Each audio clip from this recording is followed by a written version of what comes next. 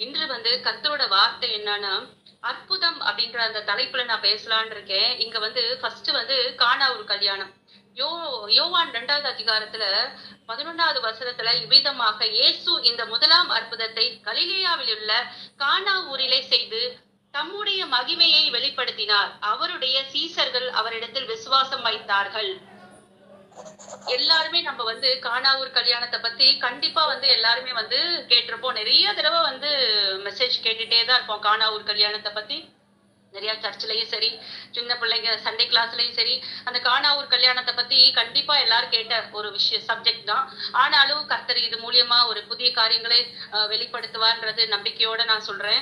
இங்க கானாவூர் கல்யாணம் எப்ப நடந்துச்சு? 3ஆம் நாளிலே. நமக்கு முதல் நாள் சண்டே, 2ஆம் நாள், 3ஆம் நாள். 3ஆம் நாள்ன்றப்ப செவ்வாய்க்கிழமை.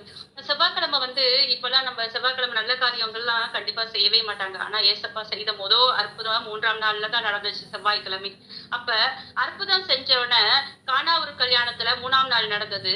இயேசு கல்யாணத்துக்கு அழைக்கப்பட்டாரு, சீசர்களும் அழைக்கப்படுறாங்க. அப்ப திராட்சரசம் அங்க குறைவுபட்டுறது. திராட்சரசம் செய்யணும்னா கண்டிப்பா 21 டேஸ் கம்பல்சரி வேணும். 21ல இருந்து 30 டேஸ் வரைக்கும் திராட்சரசம் நமக்கு கண்டிப்பா வேணும். அதே மாதிரி இங்க திராட்சரசம்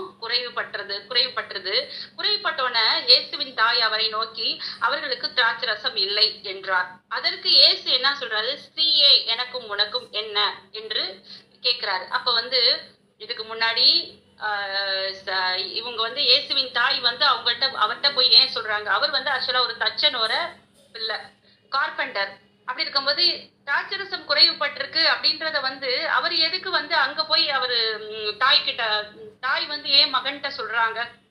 அப்ப அவர் சொல்றாரு, எனக்கும் உனக்கும் என்ன, என் வேலை இன்னும் வரவில்லைன்னு சொல்றாரு. அப்ப இதுக்கு முன்னாடிதான் அவங்கள்ட்ட தான் சாப்பிட்டிருப்பாரு, முன்னாடி எல்லாம் அவங்க கூட தான் இருந்திருப்பாரு. ஆனாலும் அந்த நேரத்துல அவங்க சொல்றப்ப அவர் ஏன் அதை சொல்றாரு? கல்யாண நமக்கு ஒரு குறைவுனா, நமக்கு ஏதாவது பிரச்சனை ப்ராப்ளம் அப்படின்றப்ப நம்ம தான் ஏசப்பாட்ட கேட்கணும். ஏசப்பா, எனக்கு அதை கொடுங்க, எனக்கு இது மாதிரி வீட்டுல பிரச்சனை, எனக்கு ப்ராப்ளமா இருக்கு, வேலையில பிரச்சனை, எனக்கு இதை கொடுங்க, அதை கொடுங்க, நம்ம தான் கேட்கணும். அதை விட்டுட்டு இங்க கல்யாண வீட்டுக்காரவங்க நம்ம கர்த்தர்கிட்ட சொல்லியிருக்கணும், எனக்கு இது மாதிரி திராட்சரசம் குறைவா இருக்குன்ட்டு பந்தி விசாரிப்பு காரணாவது சொல்லியிருக்கணும். அவங்க 2 பேருமே சொல்லல. ஆனா இங்க இயேசுவின் தாய் தான் சொல்றாங்க. அப்ப நம்ம பிரச்சனைய நம்ம தான் சொல்லணும். அப்ப ரெக்கமெண்டேஷன்ஸ் அந்த இடத்துல வேணான்னு நினைக்கிறாரு கர்த்தர். அதற்கு இயேசு சொல்றாரு, ஸ்திரீயே, எனக்கும் உனக்கும் என்ன அப்படின்னு சொன்னா அவங்க மரியாதைக்கு புரிஞ்சிருது. அப்ப அவர் இப்ப தேவகுமாரனா இருக்காரு அப்படின்றது அவங்களுக்கு புரிஞ்சிருக்கு. புரிஞ்சோன அவர் என்ன சொல்றாரு? வேலைக்காரனை நோக்கி அவர் உங்களுக்கு என்ன சொல்லுகிறாரோ அதன்படி செய்யுங்கள். நம்ம நிறைய நேரம் கர்த்தர் நமக்கு என்ன சொல்றாரோ அதபடி நம்ம செய்யறோமா? நிறைய காரியங்களை அவர் நமக்கு வெளிப்படுத்துவார். தரிசனம் மூலமோ வார்த்தைகள் மூலியமா நிறைய காரியங்களை வெளிப்படுத்துவார். அவர் வெளிப்படுத்துறப்ப அவர் என்ன சொல்றாரோ அதை செய்யறோமா? ஆனா இங்க அவர் சொல்றாரு, அவர் என்ன சொல்லுகிறாரோ அதன்படி செய்யுங்கள். இப்ப பேதுரு லூக்கா 5வது அதிகாரத்துல மீன் பிடிக்க போறப்ப முழுவதும் அவன் மீன் பிடிக்க வலைய போடுவான். ஆனா மீன் ஒண்ணுமே அகப்படாது, எந்த மீனும் அகப்படாது. முழுவதும் பிரயாசப்படுவான்.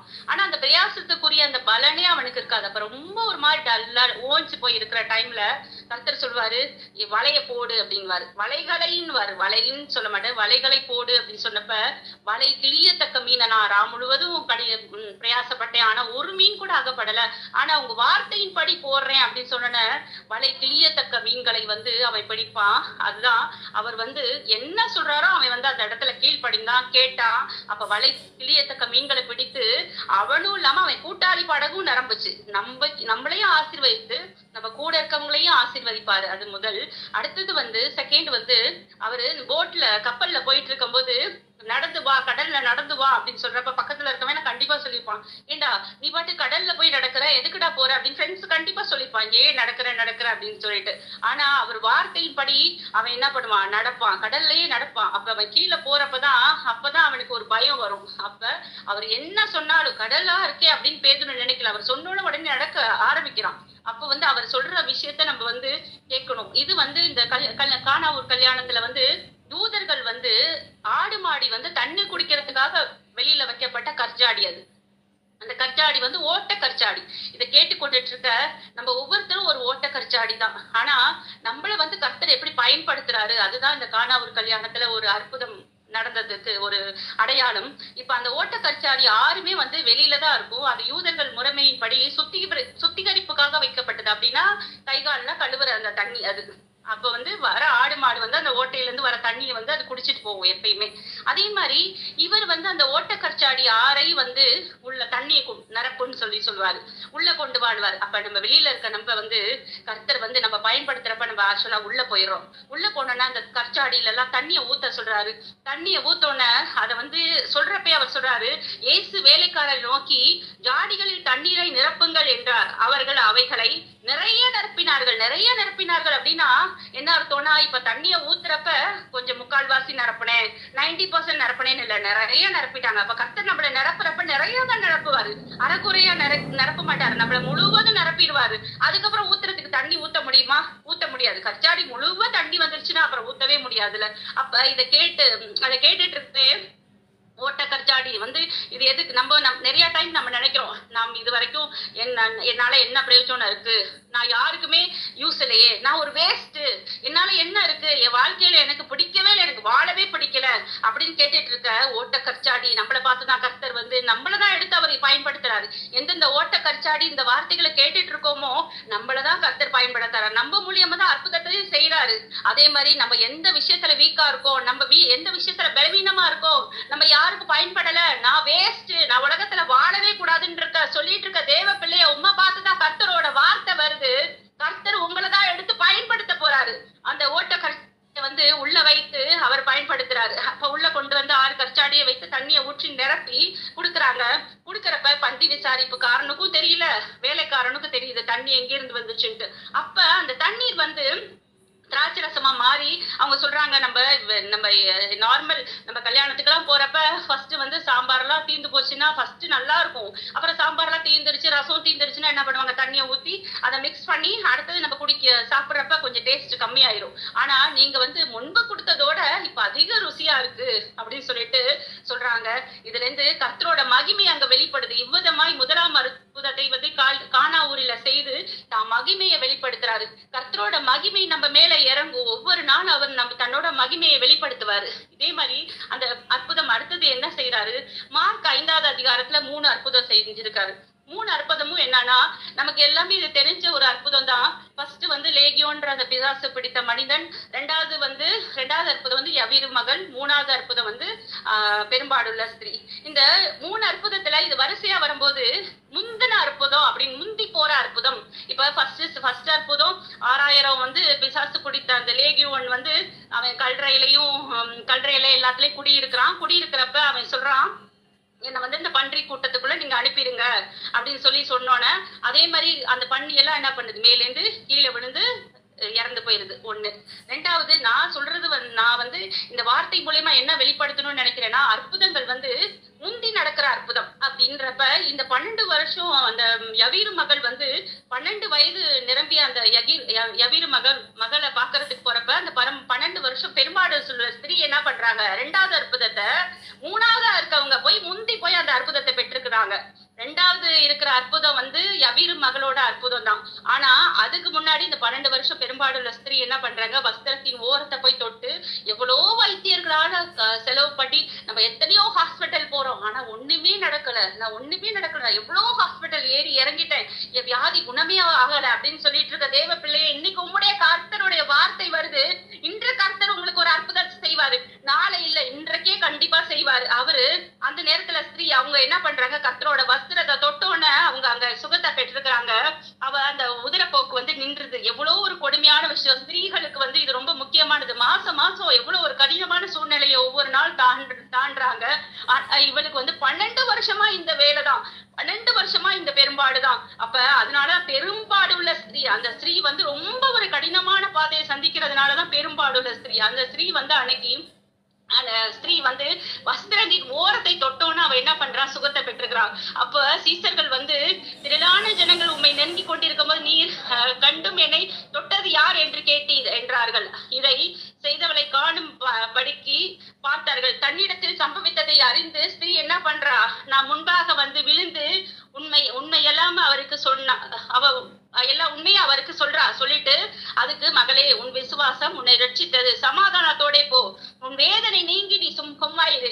நீங்க எந்தெந்த விஷயத்துல சமாதானம் இல்லாம இன்னைக்கு தவித்து கொண்டுட்டு இருக்க தேவ பிள்ளைய உங்க பார்த்துதான் கர்த்தர் சொல்றாரு, சமாதானத்தோட போ, உன் வேதனை நீங்கி நீ சுகமாயிருப்ப. என்ன வேதனையில என்ன வியாதியில இருக்கீங்களோ அப்பா கர்த்தரோட வார்த்தை வருது, வேதனை நீங்குது. இன்னைக்கு என்ன வேதனை இருக்குதோ அந்த வேதனை முழுவதும் நீங்குது.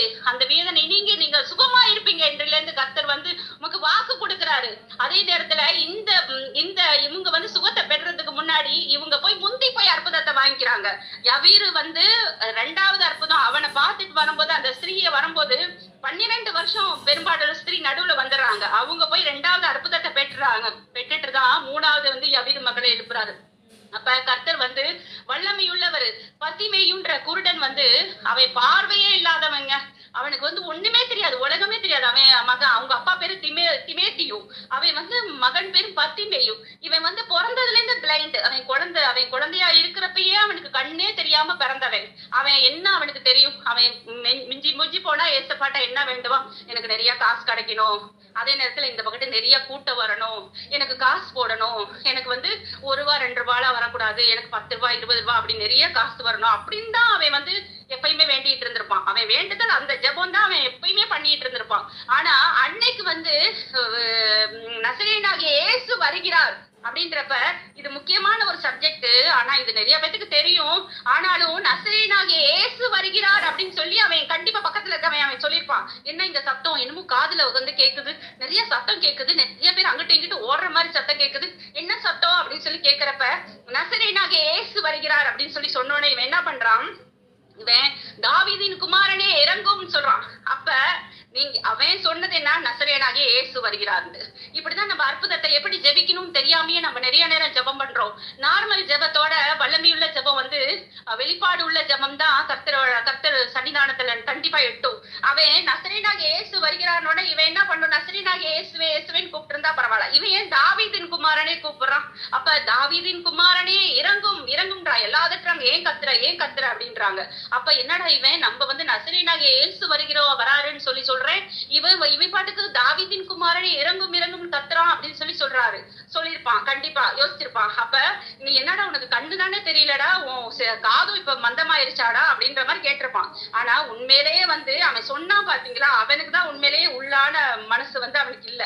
அதாவது இவன் வந்து நல்லா வெளிப்பாடு இவனுக்கு தெரிஞ்சிருச்சு, அவர்கிட்ட போனா சுகம் கிடைச்சிரும், நம்ம வந்து கண்டிப்பா நமக்கு அற்புதம் நிகழும் அப்படின்ற அந்த எண்ணம் அவனுக்கு வந்துருச்சு. அதனாலதான் தாவீதின் குமாரனே இறங்கும் கத்துறான். எல்லாரும் அதனால முன்பை விட அதிகமா கத்துனதுனால அங்க போய் என்ன பண்றான், சுகத்தை பெற்றுக்கிறான். இது மாதிரி நம்மளும் வந்து ஜெபிக்கும் போது என்ன சொல்லி ஜெபிக்கிறோம், எந்த காரியத்தை குறித்து ஜெபிக்கிறோம் அப்படின்ற உள்ளான உணர்வு வேணும். வெளிப்பாட்டு ஜெபம் முக்கியமானது.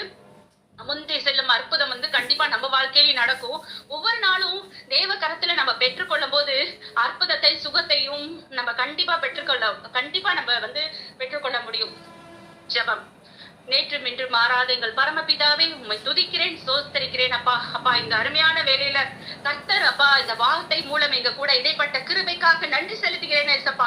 அப்பா இன்று நிறைய அப்பா இன்னைக்கு கலந்து கொண்ட ஒவ்வொருத்தரையும் உடைய கரத்துல கொடுத்து ஜெபிக்கிறேன் ஏசப்பா. ஒவ்வொருத்தருக்கும் என்ன தேவைகள் இருக்கோ, என்ன குறைவு இருக்கோ எனக்கு தெரியாது ஏசப்பா. ஆனா மனிதன் முகத்தை பார்க்கிறான், கர்த்தரோ இருதயத்தை பார்க்கிறான்னு சொல்லியிருக்கீங்களே ஏசப்பா. அப்பா அந்த இருதயத்தின் வேண்டுதல் விண்ணப்பங்கள் எல்லாம் உங்களுடைய சன்னிதானத்துல வந்து எட்டணும் ஏசப்பா. அப்பா உதவி செய்யுங்கப்பா. ஒவ்வொருத்தருக்கும் தேவைகளை சந்திங்க ஏசப்பா. கடன் பிரச்சனைகளால மாட்டி தவித்து சிக்கி கொண்டிருக்கிற தேவ பிள்ளைக்கு அப்பா கர்த்தர் நீயோ கடன் வாங்குவதில்லை, கடன் கொடுப்பாயின்ற அவங்க கையின் பிரயாசத்தை நீங்க ஆசீர்வதிக்கணும் ஏசப்பா. ஆசீர்வாதம் மழை ஒவ்வொரு வீட்லயும் இன்னைக்கு அப்பா பெய்யணும் ஏசப்பா. அதே நேரத்துல அந்த ஒரு கல்யாணத்துல நீங்க எப்படி அந்த ஓட்ட கற்சாடியை எடுத்து பயன்படுத்துனீங்களோ இதே மாதிரி கேட்டுக்கட்டு இருக்க ஒவ்வொருத்தரும் நான் ஒண்ணுமே யூஸ் இல்ல, நான் வேஸ்ட்ன்னு சொல்லிட்டு இருக்க தேவ பிள்ளையே உங்க பார்த்து கர்த்தர் சொல்றாரு, இன்னையில இருந்து கர்த்தர் உங்களை பயன்படுத்த போறாரு. அப்ப அதிசயம் செய்வார், அற்புதம் செய்வார். அவரால் முடியாத காரியம் ஒன்றும் இல்ல. ஒரு குருடன் வந்து அவனுக்கு தெரியுது, இவட்ட போனா நமக்கு வந்து நம்ம கண்டிப்பா நம்ம வந்து வஸ்திரத்தை கலட்டி கீழே போட்டுட்டு ஓடுவான் அவன். தாவீதின் குமாரனே இறங்கும். நம்ம எத்தனை நாள் தாவீதின் குமாரனே இறங்கும் சொல்றோம். அப்பா கர்த்தர் இந்த நேரத்துல நாங்க கூப்பிடுறோம் ஏசப்பா. நாங்க இணைந்திருக்க அவ்வளவு பேரும் கூப்பிடுறோம் ஏசப்பா. இந்த 25 பேரும் நாங்க கூப்பிடுறோம் ஏசப்பா. தாவீதின் குமாரனே இறங்கும் அப்பா. எங்களுக்கு வந்து அற்புதங்கள் செய்யுங்க ஏசப்பா. அப்பா நீங்க இன்னைக்கே ஒரு அற்புதத்தை செய்யணும் எங்க வாழ்க்கையில அப்பா. என்ன தேவைகளோட இருக்கிறாங்களோ, கல்யாணம் ஆகல, என் பிள்ளைக்கு ரொம்ப வயசாயிருச்சு, நான் ஒன்னும் கல்யாணமே பண்ணல என் பொண்ணுக்குன்னு சொல்லிட்டு இருக்க உங்களை பார்த்து ஈசாக்குக்கு ஒரு ரெபேக்கால கொடுத்த மாதிரி அப்பா உங்களுக்கு ரெபேக்கா கண்டிப்பா ஏசப்பா உங்களுக்கு ஒரு வாழ்க்கை துணையை கொடுத்து ஆசீர்வதிக்கணும் ஏசப்பா. கடன் பிரச்சனையை மாற்றி போடணும் ஏசப்பா. அப்பா என்னென்ன ப்ராப்ளம்ல இருக்காங்களோ எனக்கு தெரியாது ஏசப்பா. அங்கிள் உங்களுடைய கரத்துல கொடுத்து ஜெபிக்கிறேன் ஏசப்பா. அப்பா அவர் செய்யற அந்த ஊழியத்தை உங்களுடைய கரத்துல கொடுக்கிறேன் ஏசப்பா. இந்த குரூப்பை நடத்துற வியூலா சிஸ்டர் உங்களை கரத்துல கொடுத்து ஜெபிக்கிறேன் ஏசப்பா. அவங்க ஹஸ்பண்ட் உங்களுடைய கரத்துல கொடுத்து ஜெபிக்கிறேன் ஏசப்பா. அவங்க செய்யற ஊழியத்தை ஆசீர்வதிங்க ஏசப்பா. பெருக செய்யுங்க ஏசப்பா. அப்பா 30 60 100 அறுவடையை காணவே ஏசப்பா. ஒவ்வொரு வார்த்தையும் நல்ல நிலத்துல விழுந்த விதையா அப்பா அது அறுவடைக்கு காத்திருக்க விதையா இருக்கணும் ஏசப்பா. அப்பா நல்ல நிலத்துல விழுந்த விதை எப்படி முளைத்து கிளம்புதோ அதே மாதிரி கிளம்புடைய ஏசப்பா. அப்பா நீங்க அன்னைக்கு வந்து கோத்திரத்துல 12 கோத்திரம் இருந்துச்சு. அதுல எப்படி லேவி கோத்திரத்தை மட்டும் 11 கோத்திரம் எனக்கு 11 கோத்திரம் இருந்தா 11 கோத்திரத்தையும் நீங்க பேர் சொல்லி அழைக்கல ஏசப்பா. ஆனா லேவி கோத்திரத்துல மட்டும் ஆரோனின் பேரை எழுதுன்னு சொன்னீங்களே ஏசப்பா. அதே மாதிரி இங்க வந்திருக்க ஒவ்வொருத்தர் பேரையும் நீங்க எழுதுமே ஏசப்பா. அன்னைக்கு எப்படி லேவி கோத்திரத்தை நீங்க சூஸ் பண்ணி அப்பா அவனுக்கு ஒரு கேரண்டியை கொடுத்தீங்களோ அதே மாதிரி இங்க வந்திருக்க ஒவ்வொருத்தருக்கும் ஒரு கேரண்டியை கொடுத்து நீங்க ஆசீர்வதிக்க வேண்டும் என்று மீட்பர் இயேசுவின் மூலம் வேண்டிக் கொள்கிறேன் பிதாவே ஆமென்.